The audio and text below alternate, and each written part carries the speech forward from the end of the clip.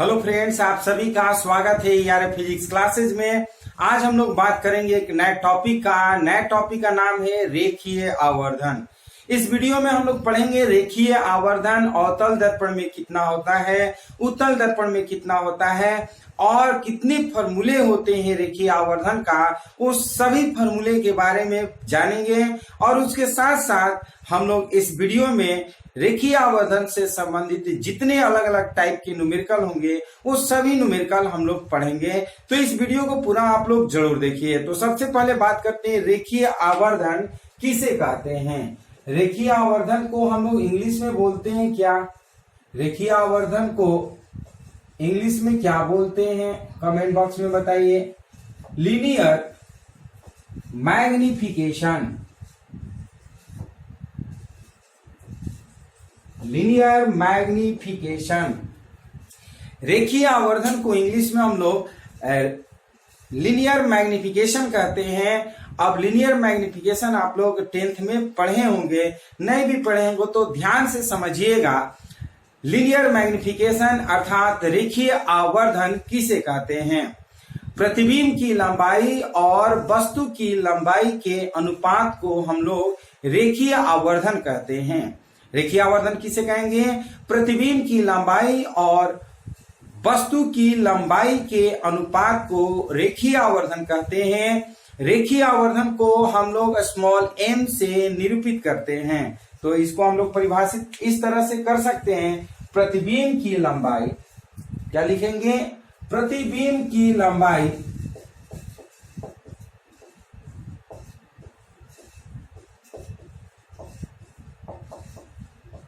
लंबाई तथा वस्तु की लंबाई के अनुपात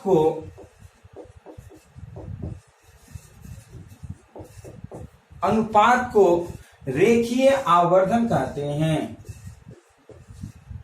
रेखीय आवर्धन कहते हैं। इसे स्मॉल m द्वारा सूचित किया जाता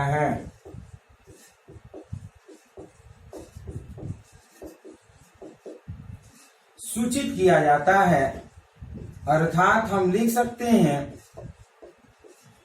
स्मॉल m बराबर, इसको ऐसे आप लिखिए, रेखीय आवर्धन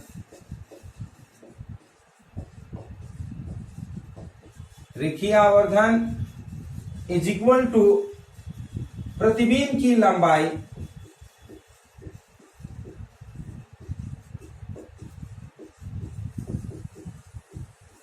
बटा में वस्तु की लंबाई, या फिर हम इसको small m is equal to I by O भी कह सकते हैं। तो इस तरह से हम रेखीय आवर्धन को परिभाषित कर सकते हैं कि किसी भी दर्पण में जो प्रतिबिंब की लंबाई होती है और वस्तु की लंबाई होती है, उस प्रतिबिंब की लंबाई और वस्तु की लंबाई के अनुपात को ही हम रेखीय आवर्धन कहते हैं। तो अब हम लोग बात करेंगे कि रेखीय आवर्धन का जो सूत्र होता है वो कैसे आता है। आप लोग जानते होंगे रेखीय आवर्धन का जो सूत्र होता है small m is equal to minus v by U होता है। तो ये कैसे m is equal to minus v by U होता है, इसे आप इस तरीके से समझने की कोशिश करिएगा। रेखीय आवर्धन का सूत्र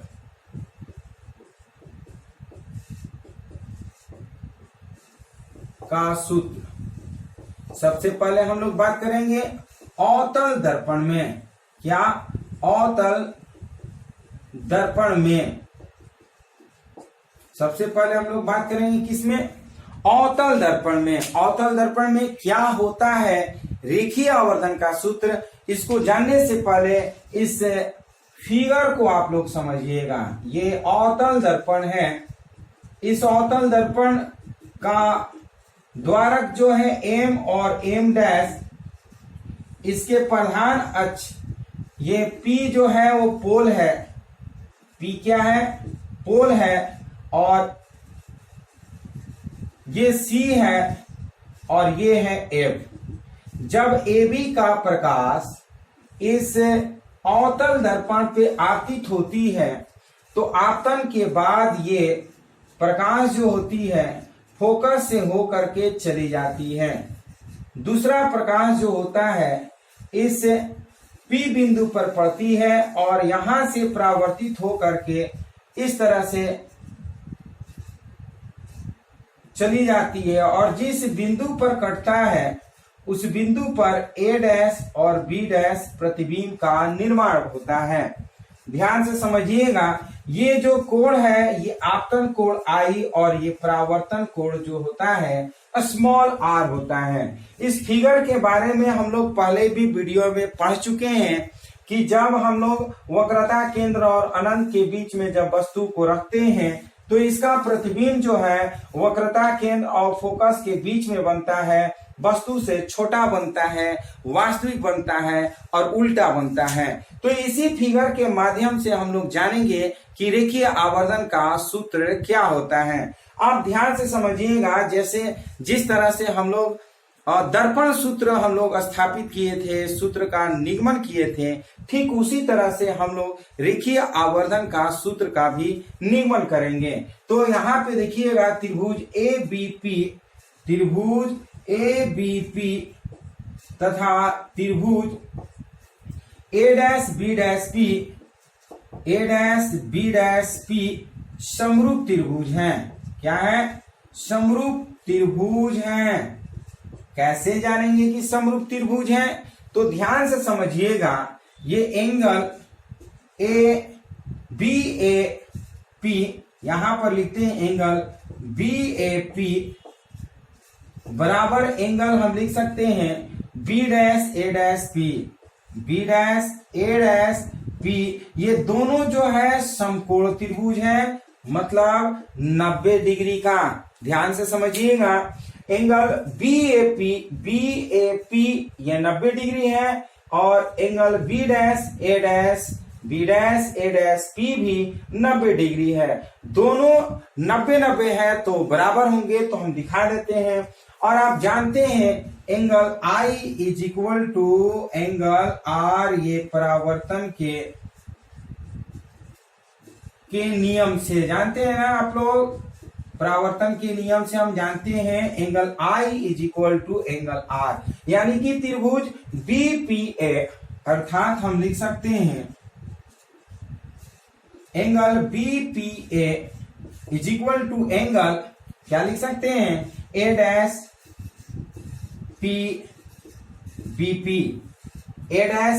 और B'। तो इस तरह से ये परावर्तन के नियम से कर सकते हैं। और आप जानते हैं जब किसी भी त्रिभुज के दो कोण बराबर होते हैं तो त्रिभुज समरूप त्रिभुज कहलाते हैं। ध्यान से समझिएगा, जब किसी त्रिभुज जैसे ABP एक त्रिभुज हुआ, दूसरा त्रिभुज A'B'P हुआ, जब दो त्रिभुज आपस में बराबर होते हैं तो ये दोनों त्रिभुज के यदि दो कोण आपस में बराबर होते हैं तो ये त्रिभुज समरूप त्रिभुज कहलाते हैं। जैसे कि जानते हैं समरूप त्रिभुज जब होता है तो इनकी भुजाएं अनुपातिक हो जाती है। तो हम लिखेंगे, क्या लिख सकते हैं, AB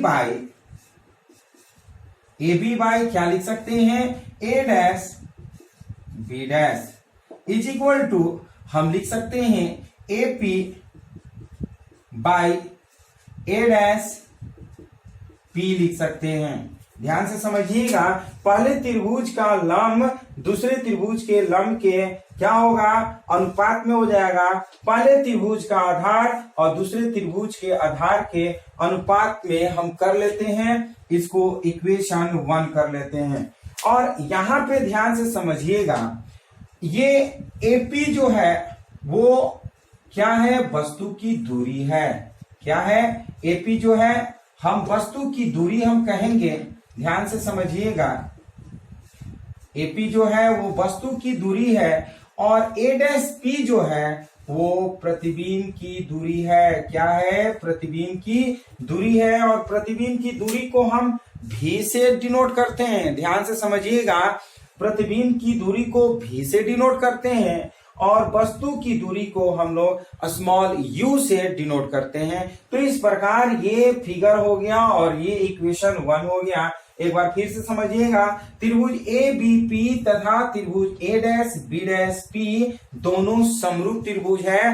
कैसे कहेंगे समरूप? क्योंकि एंगल बी ए पी ये 90 डिग्री है और एंगल बी डैश ए डैश पी भी 90 डिग्री है, यानी कि दोनों त्रिभुज के एक कोण बराबर हो गया।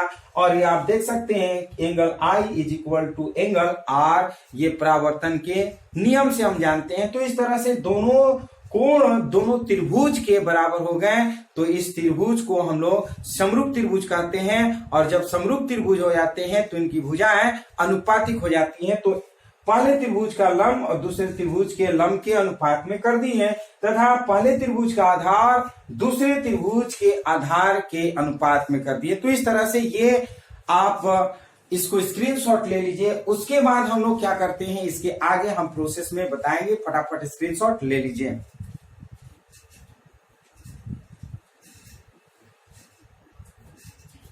चलिए, स्क्रीनशॉट ले चुके होंगे तो हम आपको इसके आगे की बात करते हैं, ध्यान से समझिएगा।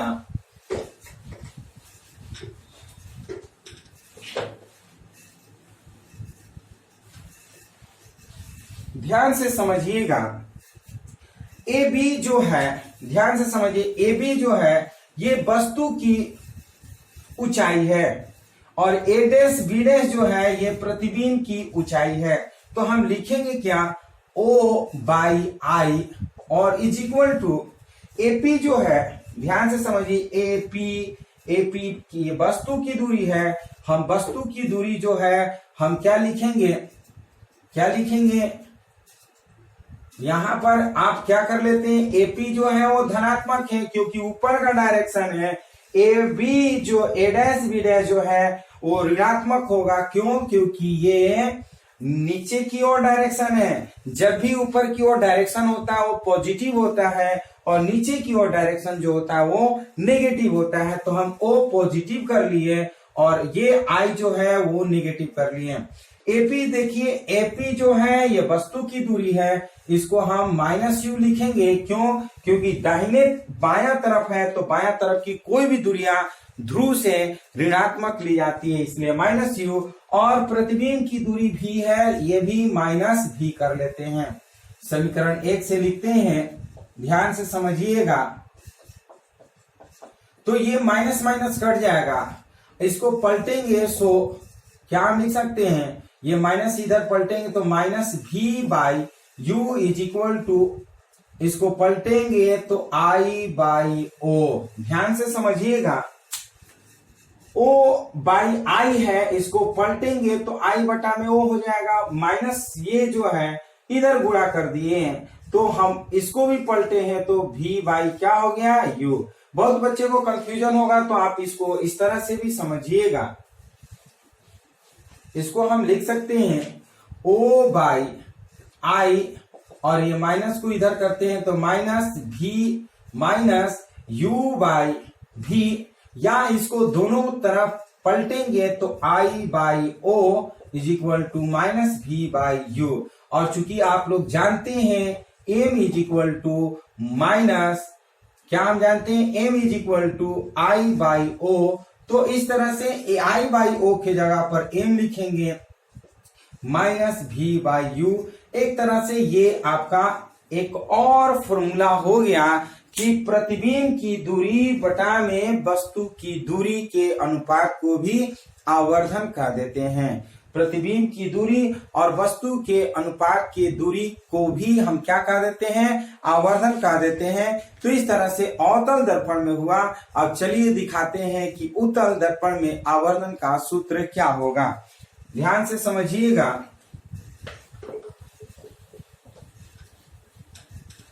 उत्तल दर्पण में भी इसी तरह से हम लोग करेंगे।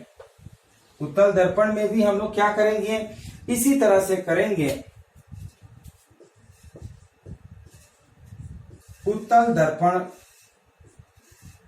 के लिए आवर्धन सूत्र,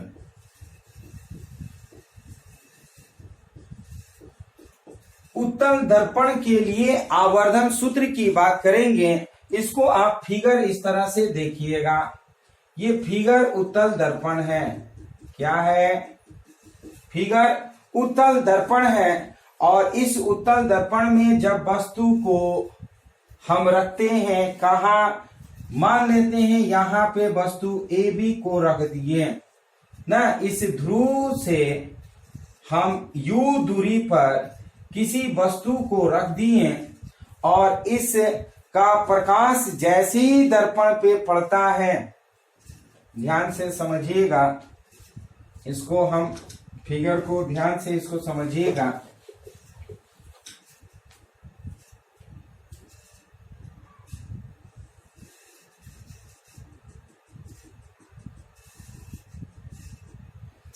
ये हम कर लेते हैं ए बी और ये पी बिंदु है। इसका प्रकाश जैसे ही इस पे पड़ता है, जैसे इस पे पड़ता है, ध्यान से समझिएगा, ये अंदर की ओर कलई है। जैसे ही इस पे पड़ता है, प्रकाश की किरणें जो होती है ये परावर्तन के बाद ये इधर की ओर चल जाती है।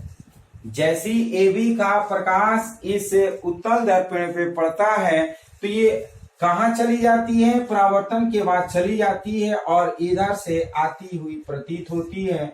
मान लिया कि ये बिंदु जो है जहां से जाती हुई प्रतीत होती है ये फोकस से लगती है।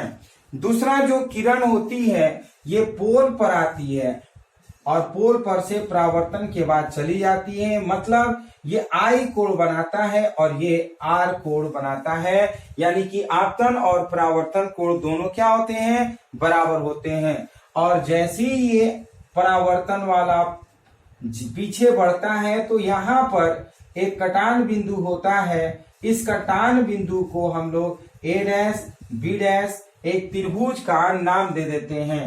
ध्यान से समझिएगा, ये इस पॉइंट को P बोलते हैं। तो यहां पर ये जो एंगल R है वो भी एंगल क्या हो जाएगा? R हो जाएगा। तो यहां पर भी हम लिखेंगे त्रिभुज ABP तथा त्रिभुज क्या लिखेंगे? A', B', समरूप त्रिभुज है। क्या है? समरूप त्रिभुज है। क्यों समरूप त्रिभुज है? ध्यान से समझिएगा, ये 90 डिग्री है। क्या है? एंगल BAP जो है 90 डिग्री है और एंगल B', भी ये 90 डिग्री है। दोनों त्रिभुज में एक एक कोण बराबर हो गया। और दूसरा त्रिभुज देखिए, ये एंगल I जो है एंगल R के बराबर हो जाएगा। क्यों? क्योंकि एंगल I जो है इस एंगल R के बराबर है और ये एंगल R इसके समूह कोण है। जब ये बराबर ये होगा तो ये R बराबर ये, मतलब दोनों त्रिभुज के दो कोण आपस में बराबर हो गए।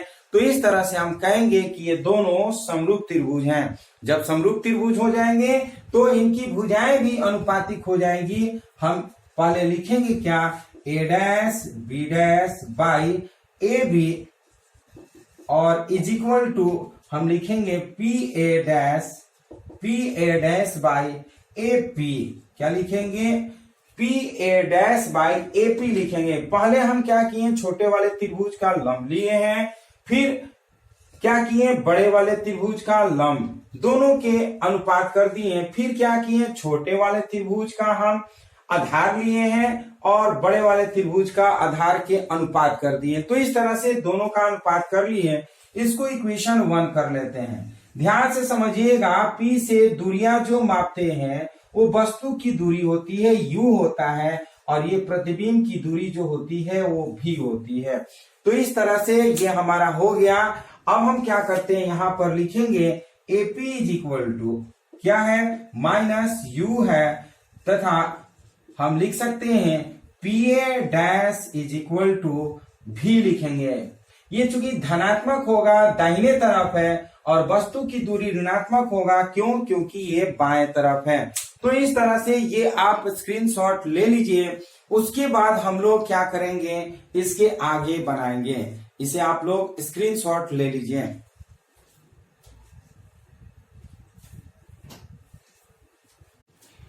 चलिए स्क्रीनशॉट ले चुके होंगे, तो हम क्या करते हैं, इसको मिटाएंगे और मिटाने के बाद इसके आगे की प्रोसेस करेंगे। तो ध्यान से समझिएगा, इसी तरह से जैसे हम लोग पहले किए थे हम लोग इसमें भी करेंगे।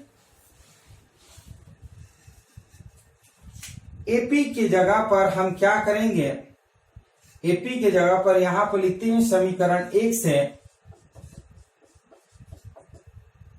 लिखेंगे ए डैश बी डैश, ए डैश बी डैश ये आई है, ए बी जो है ओ है, तो लिखेंगे I by O is equal to, लिखेंगे पी ए डैश जो है ये भी है और एपी जो है माइनस यू है, और हम जानते हैं since M is equal to I by O, तो हम लिखेंगे इसके जगह पर so M is equal to minus V by U. तो आप ध्यान से देखिए, यहां पर जो उत्तल दर्पण का आवर्धन का सूत्र है, रेखीय आवर्धन का सूत्र जो उत्तल दर्पण के लिए है, वही रेखीय आवर्धन का सूत्र अवतल दर्पण के लिए भी है। अर्थात हम कह सकते हैं कि दोनों दर्पणों के लिए एक ही सूत्र है। तो इस तरह से ये हो गया।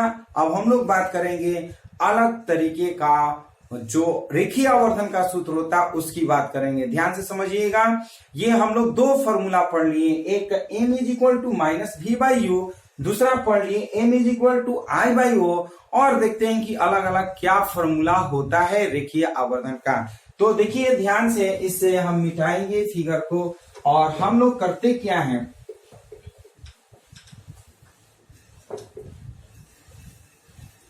रेखीय आवर्धन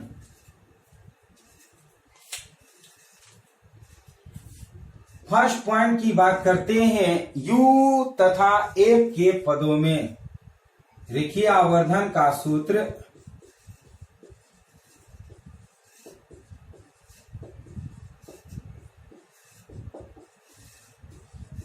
u तथा f के पदों में, u तथा f के पदों में ध्यान से समझिएगा, हम दर्पण सूत्र से जानते हैं क्या, दर्पण सूत्र से क्या जानते हैं, 1 by V plus 1 by U is equal to 1 by F. दर्पण सूत्र में हम लोग यही पढ़े हैं कि 1 by V plus 1 by U is equal to 1 by F. तो ध्यान से समझिए, यू तथा एफ के पदों में जब हमें निकालना होगा तो हम क्या करते हैं, यहां पर दोनों तरफ भी से गुणा करने पर ध्यान से समझिएगा, हम क्या करते हैं, यदि हमें u तथा f के पदों में मान निकालना है तो दोनों तरफ हम क्या चीज से गुणा करेंगे, हम v से गुणा करते हैं। तो v से गुणा जब करते हैं, v से गुणा करेंगे तो v by v plus v by u is equal to v by F होगा। ये कट गया और हम लिख सकते हैं v by U is equal to, या फिर ये 1 और v बाई एफ जो है जब इधर आएगा तो माइनस v बाई एफ होगा। नहीं, ये कट गया तो यहां पे बचेगा 1, क्या बचेगा, 1 बचेगा, और प्लस v बाई एफ बराबर के इधर आएगा तो माइनस v बाई एफ हो जाएगा, और प्लस ये v बाई यू जब बराबर के उधर जाएगा तो माइनस v बाई यू हो जाएगा। चूंकि आप जानते हैं m is equal to minus v by U, तो हम इसके जगह पर रखेंगे क्या, m रखेंगे, और ये कर सकते हैं f minus v by F is equal to m। तो इस तरह से एक और फॉर्मूला मिल गया, क्या, u तथा f के पदों में यहाँ पे f minus v by F is equal to m। ये एक और रेखीय आवर्धन का सूत्र हो गया। जब हमें किसी दर्पण में आपका फोकस और प्रतिबिंब की दूरी दिया रहे तो हम रेखीय आवर्धन इस फॉर्मूले से निकाल देंगे, और जब वस्तु की दूरी और प्रतिबिंब की दूरी दिया हो तो इस तरह से रेखीय आवर्धन निकाल सकते हैं। और जब वस्तु की हाइट मीन्स ऊंचाई और प्रतिबिंब की ऊंचाई अगर दिया रहेगा तो इस तरह से हम इस रेखीय आवर्धन का मान निकाल सकते हैं। तो अब हम लोग बात करेंगे, ये तो u तथा f के पदों में था, अब हम लोग इसी का नेक्स्ट तरीके से निकालेंगे। तो इसको आप स्क्रीनशॉट ले लीजिए।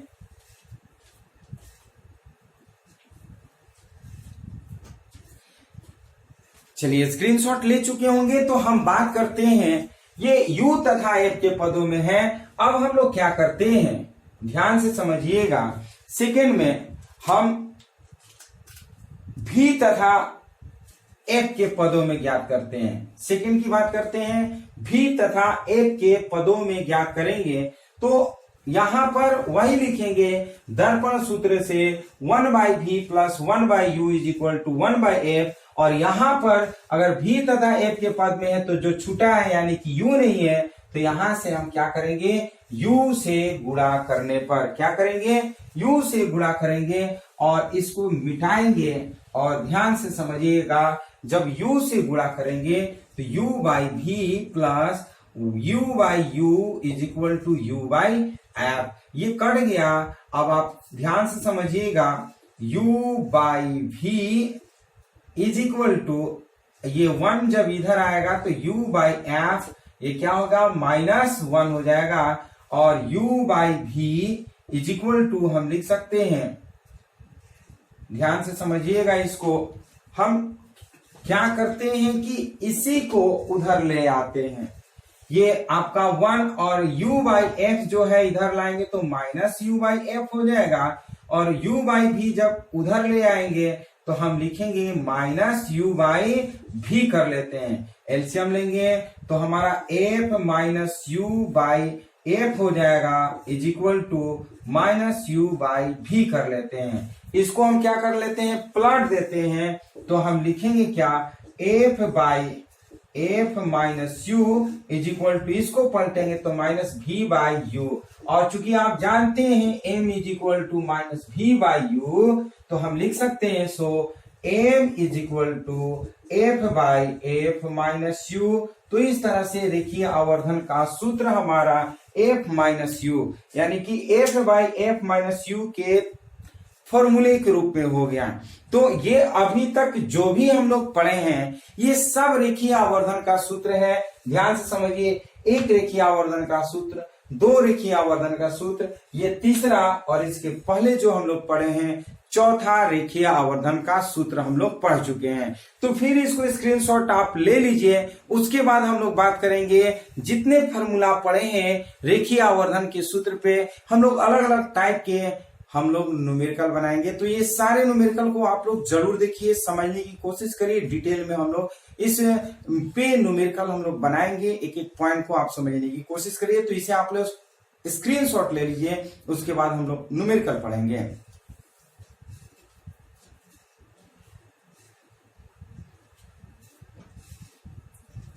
चलिए आप ले चुके होंगे स्क्रीनशॉट, तो इसे हम मिटाएंगे और हम लोग अब क्या करेंगे, इस पे न्यूमेरिकल पढ़ेंगे।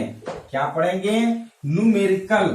तो ध्यान से समझिएगा, न्यूमेरिकल बनाना बहुत ही आसान होता है। आप लोग इसे ध्यान से पढ़िएगा और बनाइएगा आप लोग भी, और कमेंट बॉक्स में जवाब दीजिएगा कि कितने न्यूमेरिकल आपसे बन पा रहा है। बहुत लोग क्या होते हैं, सिर्फ देखते हैं, न्यूमेरिकल बनाते नहीं है। तो आप लोग न्यूमेरिकल बनाने की कोशिश करिए और कमेंट जरूर करिए। कमेंट करिए, हमें पता चलेगा कि कौन बच्चे पढ़ रहे हैं, कौन बच्चे नहीं। सिर्फ देखने से, नंबर ऑफ वाचिंग से मतलब नहीं है, मतलब ये है कि आप न्यूमेरिकल बना रहे हैं कि नहीं। सही हो या गलत, आप कमेंट बॉक्स में जरूर कमेंट करिए, ताकि हमें पता चलेगा कि आप सही में मेहनत कर रहे हैं, कोशिश कर रहे हैं। अगर नहीं आ रहा है तो हमसे पूछिए, हम आपको बताएंगे। तो चलिए सबसे पहला न्यूमेरिकल लिखते हैं। 10 सेमी फोकस दूरी वाले, question number first, 10 semi focus दूरी वाले,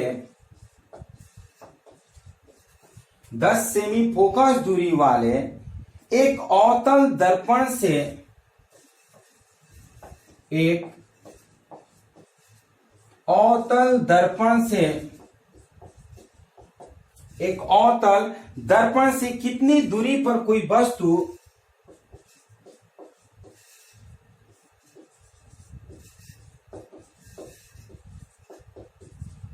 कितनी दूरी पर कोई वस्तु, कितनी दूरी पर कोई वस्तु रखी जाए कि उसका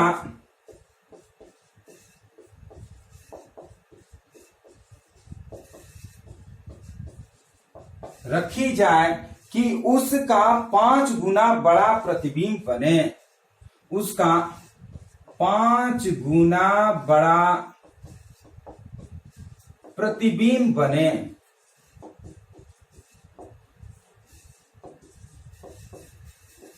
पांच गुना बड़ा प्रतिबिंब बने। फर्स्ट वास्तविक हो, दूसरा आभासी हो।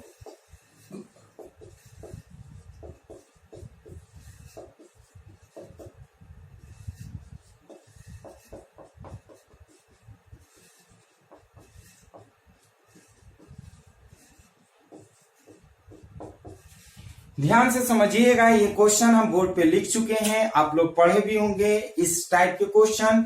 तो इस क्वेश्चन को आप बनाने की कोशिश करिए और कमेंट बॉक्स में बताइए कि क्या आपका आंसर आया है, और हमारा जो आंसर आया उससे मिलाइए कि आपका सही आंसर है कि नहीं। तो हम बात करते हैं 10 सेमी फोकस दूरी वाले एक अवतल दर्पण की।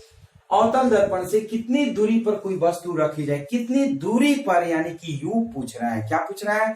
यू, वस्तु की दूरी पूछ रहा है। उसका 5 गुना बड़ा प्रतिबिंब बने। फर्स्ट कंडीशन में कह रहा है कि वास्तविक हो। फर्स्ट कंडीशन में कह रहा है कि वास्तविक हो। वास्तविक कहेगा तो प्रतिबिंब की दूरी जो होगी वो ऋणात्मक होगा, निगेटिव होगा। और कह रहा है कि आभासी हो तो प्रतिबिंब की दूरी जो होगी वो पॉजिटिव होगा। ये आपका वास्तविक और आभासी से ही पता चल जा रहा है कि प्रतिबिंब किस स्थिति में नेगेटिव और किस स्थिति में पॉजिटिव होगा। तो सबसे पहले हम बात करते हैं, जो वैल्यू दिया है 10 सेमी अवतल है, तो हम लिखेंगे क्या आंसर? अवतल है तो f is equal to -10 centimetre लिखेंगे। 10 सेमी, f इज इक्वल टू क्या लिखेंगे? -10 सेमी लिखेंगे। और आप देखिएगा m इज इक्वल टू दिया है कितना? 5 गुना बड़ा प्रतिबिंब। कितना दिया? m 5 गुना बड़ा प्रतिबिंब। जब भी 2 गुना, 4 गुना, 10 गुना, 20 गुना की बात करें तो समझिएगा कि वो आवर्धन दिया है। क्या दिया है? आवर्धन दिया है। और पूछ रहा है क्या? वस्तु की दूरी u इज इक्वल टू वाट। क्या पूछ रहा है? u इज इक्वल टू वाट पूछ रहा है। तो आप इसको ध्यान से समझ लीजिए। आप जानते हैं since m is equal to -v/u पढ़े हैं आप लोग, अभी पढ़ा है ये formula, m is equal to -v/u। और आप देखिएगा हमें m जो है दिया है 5, तो हम लिखेंगे क्या? 5 is equal to -v/u। So u v is equal to हम लिख सकते हैं -5u। v is equal to क्या होगा? क्रॉस मल्टीप्लिकेशन करेंगे तो 5u और माइनस है तो हम लिखेंगे -5u। और आप जानते हैं दर्पण सूत्र से, क्या जानते हैं? दर्पण सूत्र से क्या ये वास्तविक हो? फर्स्ट कंडीशन है क्या? वास्तविक हो। तो दर्पण सूत्र से आप जानते हैं 1/v plus 1/u is equal to 1/f। क्या जानते हैं? 1/v plus 1/u is equal to 1/f। 1/v के जगह पर रखेंगे -1/5u plus 1/u is equal to 1/f। करेंगे ना? अब ध्यान से समझिएगा, एलसीएम हमारा क्या होगा? 5u और ये हो जाएगा माइनस और प्लस 5 इज इक्वल टू 1/8 के जगह पर हम रखेंगे -10। तो ये आपका हो जाएगा 4/u। क्या हो जाएगा? 4/5u is equal to -1/10। Cross multiplication करेंगे तो so u is equal to 10 चौका 40 -40 बटा में क्या हो जाएगा? 5, 5 वाट 40। So u is equal to कितना हो जाएगा? -8 सेंटीमीटर। क्या हो जाएगा? u is equal to -8 centimetre. इस तरह से वस्तु की दूरी हो जाएगी। कब? जब वास्तविक होगा तब। जब वास्तविक होगा तो वस्तु की दूरी u इज इक्वल टू कितना होगा, -8 सेंटीमीटर। अब सेकेंड कंडीशन कह रहा है कि आभासी हो, तो याद रखिएगा अब सेकेंड कंडीशन में आभासी जब होगा, आभासी में f इज इक्वल टू हो जाएगा कितना, पॉजिटिव हो जाएगा 10 सेंटीमीटर। क्या हो जाएगा, f is equal to 10 centimetre. क्यों होगा आभासी 10 सेंटीमीटर, ध्यान से आप समझिएगा। आभासी में ये हम लिखेंगे m जो है वास्तविक है तो पॉजिटिव, आभासी रहेगा तो यहाँ पे m का पहले लिखते हैं m इज इक्वल टू कितना हो जाएगा, आप लोग जानते हैं अगर जब प्रतिबिंब आभासी बनता है तो आवर्धन क्या होता है, धनात्मक बनता है। तो धनात्मक जब बनेगा तो m जो होगा, m भी आपका 5 हो जाएगा। क्या हो जाएगा, m 5 हो जाएगा। और हम कह सकते हैं कि जब आभासी में m 5 हम लेते हैं तो ध्यान से यहाँ पे आप समझिएगा, यहां पर आपका कितना हो जाएगा, हम लिख सकते हैं u इज इक्वल टू, वास्तविक होगा तो यहां पे आप ध्यान से समझिएगा, वास्तविक में हमेशा हम क्या करते हैं, वास्तविक जब होगा तो m जो होगा वो निगेटिव हो जाएगा। फर्स्ट केस में देख लीजिएगा ध्यान से, m जो होगा क्या हो जाएगा, नेगेटिव हो जाएगा, और आभासी में जो होगा वो पॉजिटिव होगा। तो यहां पर हम क्या कर दिए, ये सेकेंड केस में कर देते हैं। कौन सा केस ले लेते हैं, ये सेकेंड केस ले लेते हैं। सेकेंड केस में हम लोग इसको कर लेते हैं। सेकेंड केस में जब आभासी हो, क्या आभासी हो, और यहां पर क्या करते हैं, फर्स्ट केस पहले बना लेते हैं, बाद में इसको हम लिखते हैं जब वास्तविक हो। वास्तविक होगा तो m इज इक्वल टू हमारा 5 हो जाएगा। ध्यान से समझिएगा, जब आभासी होगा तो m इज इक्वल टू क्या हो जाएगा, जब आभासी होगा तो m इज इक्वल टू क्या हो जाएगा, 5, और जब वास्तविक होगा तो m इज इक्वल टू हम ले लेते हैं क्या, -5 ले लेते हैं। ध्यान से समझिए, जब m इज इक्वल टू -5 तो चूंकि हम जानते हैं m is equal to -v/u, और m की जगह पर -5 इज इक्वल टू -v/u, ये माइनस माइनस कट जाएगा, सो v इज इक्वल टू क्या हम कर लेते हैं 5u, और चूंकि f तो दिया ही है, f कितना दिया है, -10 सेंटीमीटर। ध्यान से आप समझिएगा, फोकस दूरी जो है अवतल दर्पण में हमेशा निगेटिव में होती है। अवतल दर्पण में फोकस दूरी हमेशा नेगेटिव में होती है, चाहे वो वास्तविक हो या फिर आभासी कंडीशन। और यहां पे देखिए, जब वास्तविक होगा तो हमारा आवर्धन जो होगा पॉजिटिव, जब वास्तविक होगा तो आवर्धन जो होगा वो नेगेटिव होगा, और जब आभासी होगा तो क्या होगा, एक आवर्धन जो होगा वो पॉजिटिव होगा। यही ध्यान देना है, जब आभासी होगा तो उस कंडीशन में हमारा आवर्धन पॉजिटिव, और वास्तविक होगा तो आवर्धन हमारा नेगेटिव बनता है। तो यहां पर भी हम दर्पण के सूत्र से यूज करते हैं, दर्पण सूत्र से क्या लिखेंगे, दर्पण सूत्र से हम लिखेंगे 1/v + 1/u, 1/v + 1/u is equal to 1/f। इस फॉर्मूले पे हम इसको सॉल्व करेंगे। जिस तरह से ये सॉल्व किए हैं, आप सॉल्व करके बताइए कि आपका आंसर कितना आया है। इसको हम सॉल्व करेंगे। यहां पर आप कर सकते हैं 1/v के जगह पर हम रखेंगे 1/5u + 1/u is equal to 1/-10। ये आपका हो जाएगा 5u, ये हो जाएगा 1 + 5 is equal to 1/-10। Cross multiplication करेंगे तो u इज इक्वल टू कितना हो जाएगा, ये हो जाएगा -60/5, ये हो जाएगा 12, so u is equal to 12 centimetre. तो ध्यान से समझिए, जब वास्तविक होगा तो वस्तु की दूरी 12 सेंटीमीटर, ये -12 सेंटीमीटर, और जब आभासी होगा तो वस्तु की दूरी जो होगी -8 सेंटीमीटर। तो इस तरह से ये हमारा फर्स्ट न्यूमेरिकल बन गया, तो इसे आप स्क्रीनशॉट ले लीजिए। उसके बाद हम लोग सेकेंड न्यूमेरिकल की बात करेंगे, स्क्रीनशॉट ले लीजिए। चलिए आप लोग स्क्रीनशॉट ले चुके होंगे, तो हम लोग अब सेकेंड न्यूमेरिकल की बात करेंगे।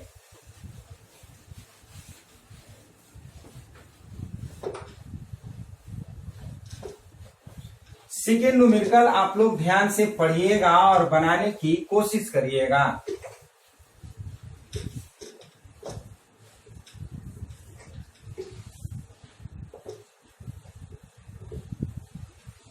सेकेंड न्यूमेरिकल की बात करते हैं। 3 सेमी आकार की कोई एक वस्तु, 3 सेमी आकार की कोई वस्तु, 3 सेमी आकार की कोई वस्तु 40 सेमी वक्रता त्रिज्या के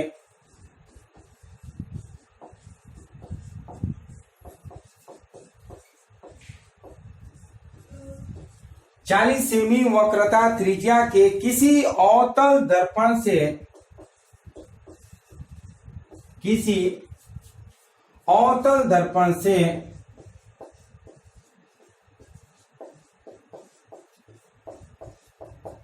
किसी अवतल दर्पण से 30 सेमी की दूरी पर स्थित है, 30 सेमी की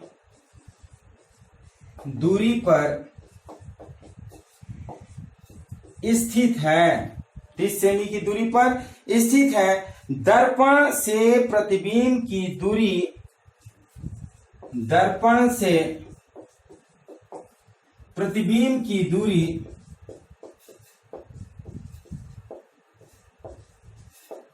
दूरी व आकार ज्ञात कीजिए।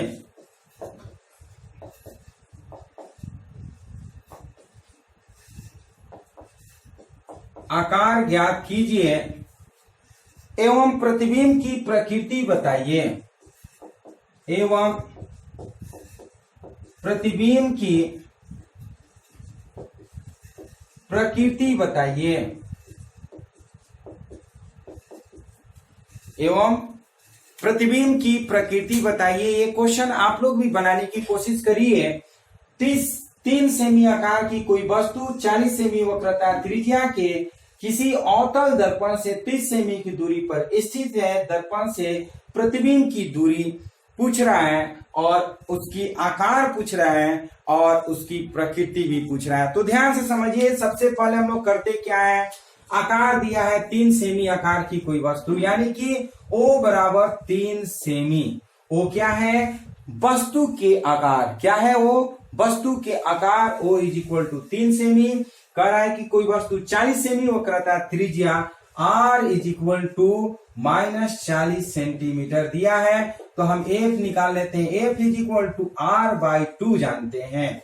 R की जगह पर -40 करते हैं, तो इस तरह से -20 सेंटीमीटर। तो इस तरह से हम क्या कर दिए, फोकस दूरी निकाल लिए। फोकस दूरी जब भी निकालते हैं तो R/2 करते हैं। R की जगह पर -40/2 ये कटाएंगे तो -20 सेमी हो गया।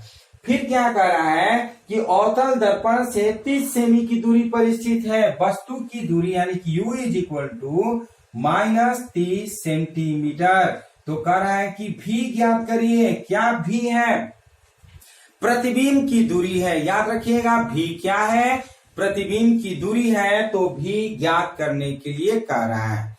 तो अगर V निकाल लेते हैं तो आसानी से बन जाएगा, क्योंकि आप दर्पण का सूत्र जानते हैं। दर्पण के सूत्र से बताइए क्या लिखेंगे, दर्पण के सूत्र से 1/v plus 1/u is equal to 1/f। अगर 1/v निकालना हो तो 1/f माइनस 1/u होगा ना। ध्यान से समझिएगा, यदि हमें 1/v निकालना है तो 1/f माइनस 1/u करते हैं। तो आप देखिएगा 1/v हमें निकालना है तो 1/v करते हैं और इज इक्वल टू 1/f के जगह पर हम -1/20 करते हैं। u के जगह पर हम माइनस क्या लिखते हैं, -30। तो माइनस माइनस ये प्लस हो जाएगा। 1/30। तो 1/v इज इक्वल टू, आप बताइए कि इसका एलसीएम 60 हो जाएगा। क्या हो जाएगा? 60। 20 तिहाई 60, ये -3 प्लस 30 दूना 60, ये 2। इस तरह से हम कर सकते हैं -1/60। सो v इज इक्वल टू क्या हो जाएगा? -60 सेंटीमीटर। तो ये -60 सेंटीमीटर ये बता रहा है कि जो प्रतिबिंब है दर्पण के सामने बनेगा कितनी दूरी पर? तो 60 सेंटीमीटर की दूरी पर। ये भी जो है निगेटिव आया है, मतलब वस्तु का प्रतिबिंब जो है वास्तविक बन रहा है और उल्टा बन रहा है। तो यहां पे ये चीज लिखते हैं, चूंकि वस्तु का प्रतिबिंब दर्पण से 60 सेंटीमीटर की दूरी पर दर्पण के सामने बनेगा। कैसा बनेगा? वास्तविक तथा उल्टा बनेगा। ठीक, इस तरह से हमारा प्रकृति हो गया। अब कह रहा है कि प्रतिबिंब का आकार ज्ञात कीजिए। तो चूंकि हम जानते हैं m इज इक्वल टू आई बटा में o, क्या जानते हैं? m इज इक्वल टू आई बटे में o, और ये भी आप जानते हैं -v/u भी जानते हैं। तो हम क्या करते हैं? I is equal to -v/u into o करते हैं, और -v के जगह पर हम माइनस ये प्लस 60 हो जाएगा, और u के जगह पर हम रखते हैं -30। क्या रखेंगे? -30, और आप o के जगह पर हम क्या रखेंगे? 3 रखेंगे। तो इस तरह से आप समझिएगा, ये कट जाएगा, ये भी कट जाएगा। तो इस तरह से I is equal to -6 centimetre. क्या कर लेते हैं? I is equal to -6 centimetre. ये बता रहा है कि प्रतिबिंब जो है, प्रतिबिंब की जो ऊंचाई है वो कितना है? तो -6 सेंटीमीटर। ये माइनस ही बता रहा है कि प्रतिबिंब वास्तविक है और उल्टा है। तो इस तरह से ये न्यूमेरिकल पूरी तरह से बन गया। एक बार फिर आप देख लीजिए, O जो है वो वस्तु का आकार दिया है 3 सेंटीमीटर, R जो है वो वक्रता त्रिज्या दिया है -40 सेंटीमीटर। क्यों? क्योंकि अवतल दर्पण की वक्रता त्रिज्या हमेशा ऋणात्मक होती है। तो ये -40 सेंटीमीटर, हम इसकी सहायता से f निकालते हैं। हम जानते हैं f is equal to r/2, r के जगह पे -40/2, इस तरह से हम -20 सेंटीमीटर फोकस दूरी ज्ञात कर लेते हैं। और वस्तु की दूरी दिया है 30 सेंटीमीटर, तो ये निगेटिव लेंगे। निगेटिव क्यों लेंगे? क्योंकि ये अवतल दर्पण है। वैसे भी आप अवतल हो या उत्तल हो, वस्तु की दूरी हमेशा ऋणात्मक होती है। तो u is equal to -30 centimetre. कह रहा है कि प्रतिबिंब की दूरी ज्ञात कीजिए और उसकी प्रकृति भी ज्ञात कीजिए। तो v इज इक्वल टू वाट कर लेते हैं। आप जानते हैं दर्पण के सूत्र से 1/v plus 1/u is equal to 1/f। तो 1/v हमें निकालना है, तो 1/u को जब इधर लाएंगे तो माइनस हो जाएगा ना। 1/f is equal to -1/u, और हम सबका मान रखेंगे और इसमें एलसीएम लेकर के 20 और 30 का 60, और इसको हम सॉल्व करते हैं तो v का मान -60 सेंटीमीटर आ जाएगा। ये माइनस ही बता रहा है कि जो प्रतिबिंब है वो दर्पण के सामने 60 सेंटीमीटर की दूरी पे बनता है और वास्तविक बनता है और उल्टा बनता है। जब आकृति की बात किया जाए कि प्रतिबिंब का आकार कितना होगा, तो हम जानते हैं m is equal to I/O, और ये भी जानते हैं कि -v/u। तो इस तरह से हमें I निकालना है, तो -v/u इंटू O, v के जगह पर v का मान माइनस रखेंगे तो माइनस ये प्लस 60 हो जाएगा, और u के जगह पर -30, 1 0 कटेगा, 3 तो इस तरह से I is equal to -6 centimetre ये प्रतिबिंब का आकार हो जाएगा। तो इसे आप स्क्रीनशॉट ले लीजिए। एक और लास्ट न्यूमेरिकल हम लोग बनाएंगे, उसे भी आप लोग जरूर देखिए, बहुत ही अलग टाइप का है। उसको आप लोग बनाने की कोशिश करिएगा और कमेंट बॉक्स जरूर करिएगा। तो इसे आप जरूर क्या करिए, स्क्रीनशॉट ले लीजिए।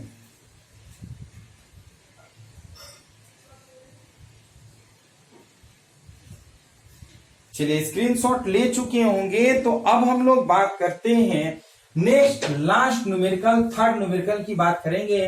क्योंकि ज्यादा वीडियो लंबा हो जा रहा है, आप लोग भी परेशान हो जा रहे हैं कि सर ज्यादा लंबा हो जा रहा है, तो कम से कम 1 घंटा का वीडियो फिजिक्स का जरूर आप लोग देखिए। 1 घंटा ज्यादा नहीं होता है टाइम, 1 घंटा ही आपको पढ़ाएंगे।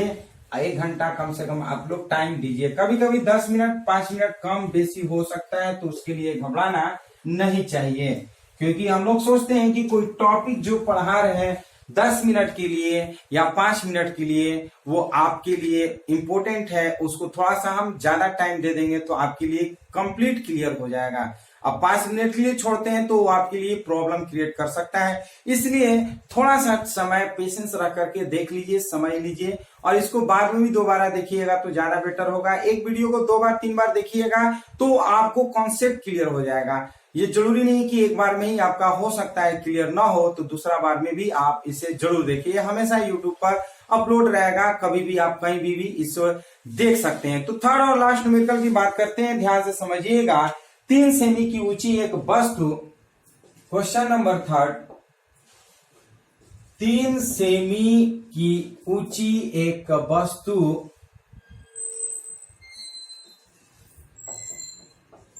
ऊंची एक वस्तु 3 सेमी की ऊंची एक वस्तु 30 सेमी फोकस दूरी वाले उत्तल दर्पण, 30 सेमी फोकस दूरी वाले उत्तल दर्पण,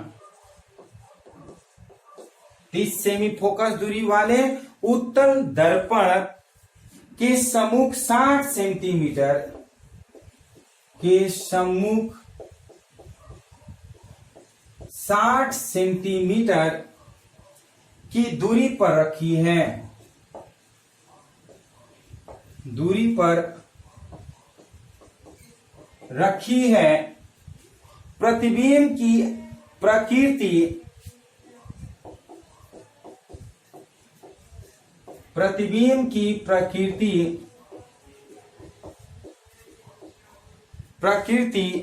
स्थिति तथा आकार,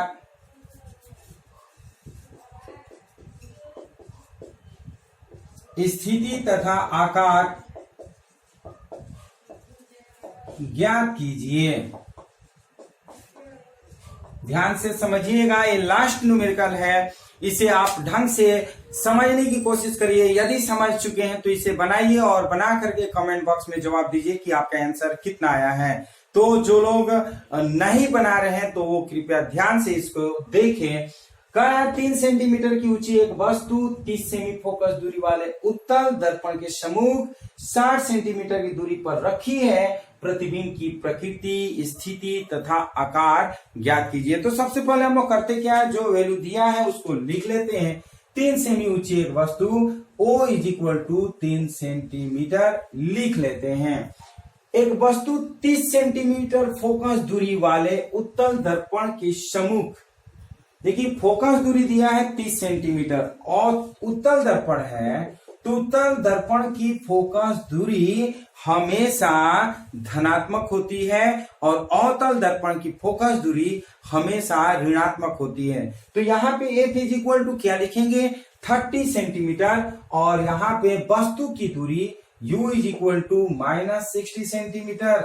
ध्यान से समझिएगा, अवतल दर्पण हो या फिर उत्तल दर्पण हो, वस्तु की दूरी हमेशा ऋणात्मक होती है। याद रखिएगा, अवतल दर्पण हो या उत्तल दर्पण हो, वस्तु की दूरी हमेशा ऋणात्मक होती है। लेकिन फोकस दूरी यदि अवतल दर्पण है तो ऋणात्मक और उत्तल दर्पण है तो धनात्मक। तो इसमें कह रहा है क्या, प्रतिबिंब की प्रकृति स्थिति यानी कि भी ज्ञात करेंगे। भी का मान अगर आ जाएगा तो हम समझ जाएंगे कि वो उसका प्रकृति क्या है, आभासी है कि वास्तविक है, और सीधा है कि उल्टा है, और आगे प्रतिबिंब बन रहा है दर्पण के ठीक पीछे। तो इसकी चर्चा हम लोग करेंगे दर्पण सूत्र से। ध्यान से समझिएगा, दर्पण सूत्र से आप जानते हैं 1/v plus 1/u is equal to 1/f। 1/v plus 1/u is equal to 1/f। हमें v निकालना है तो 1/v is equal to 1/f minus 1/u करते हैं। 1/v is equal to 1/f के जगह पर हम रखेंगे 1/30 और ये u के जगह पर माइनस, तो माइनस माइनस प्लस हो जाएगा 1/60 करेंगे ना।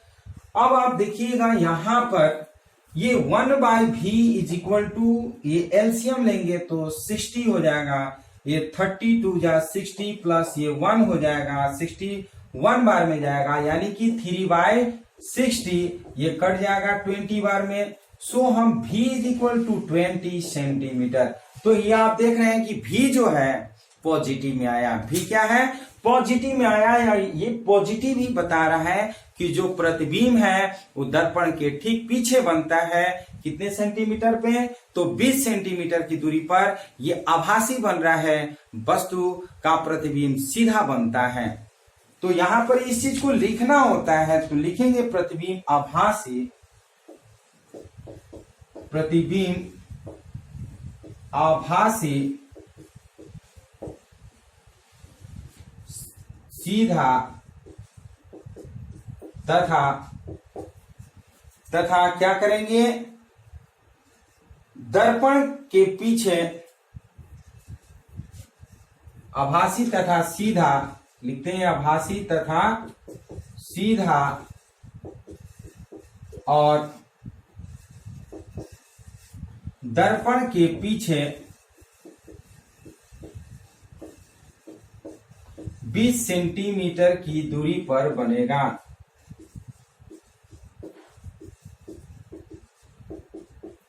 ध्यान से समझिएगा, प्रतिबिंब आभासी तथा सीधा और दर्पण के पीछे कितने सेंटीमीटर की दूरी पर बनेगा? 20 सेंटीमीटर की दूरी पर बनेगा। अब कह रहा है कि प्रतिबिंब का आकार ज्ञात कीजिए। तो चूंकि आप जानते हैं m is equal to I by O is equal to minus v by U, तो हम लिखेंगे क्या? I is equal to minus v by U into ओ।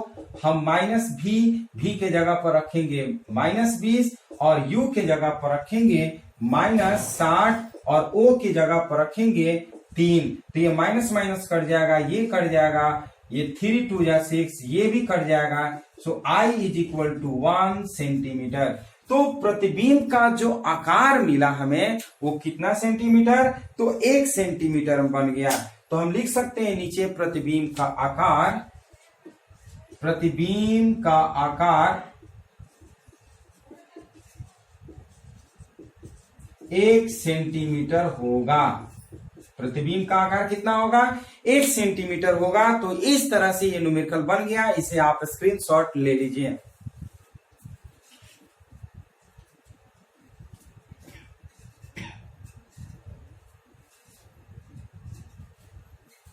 चलिए, ये आप स्क्रीनशॉट ले चुके होंगे। तो इस तरह से ये हम लोग का जो टॉपिक इस वीडियो में था, और रेखीय आवर्धन का सूत्र अवतल दर्पण में, उत्तल दर्पण में, और अलग अलग जो सूत्र था वो सभी थ्योरी के बारे में, उस सभी सूत्र के बारे में हम लोग पढ़ लिए हैं। और जितने भी सूत्र बताए उस सूत्र से लगभग हर फॉर्मूले पे हम लोग रेखीय आवर्धन का मान और रेखीय आवर्धन का न्यूमेरिकल पढ़ चुके हैं। तो इस तरह से ये वीडियो आपको कैसा लगा? यदि ये वीडियो पसंद है तो इस वीडियो को लाइक, शेयर, कमेंट जरूर करिए। और इस चैनल के लिए यदि आप नए व्यूअर हैं तो इस चैनल को जरूर सब्सक्राइब करिए। तो इसी तरह से हम लोग नए नए टॉपिक के साथ नए नए वीडियो में मिलते रहेंगे। तब तक के लिए धन्यवाद।